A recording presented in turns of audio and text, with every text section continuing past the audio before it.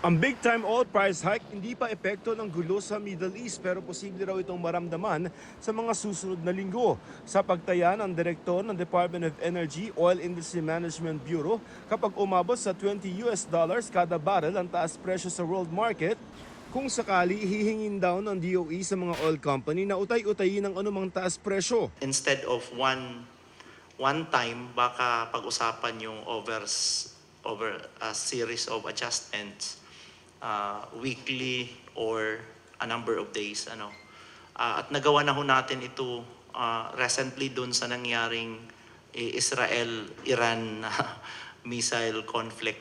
Sa ngayon, nasa 76 hanggang $78 ang kada barrel ng Dubai crude. Kapag lumampas ito sa $80 ayon kay Pangulong Bongbong Marcos, hihiling siya sa Kongreso ng kapangyarihan para bawasan ang excise tax o buwis sa pag-import sa mga petroleum products. It is not going to be a permanent measure.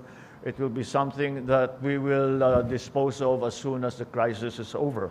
Suportado naman ito ni House Speaker Faustino D na nagsabing makikipag-ugnayan sa Senado para pag-aralan ito at kung kailangan ay amyendahan ng batas. Handa rin daw makipag-usap ang Senado. Pag-usapan namin kung paano. Siyempre ako, on a personal opinion, basta't makakatulong at makakaangat sa problema natin, sa magiging maaaring problema natin dito sa nangyayari sa Middle East, siyempre payag ako.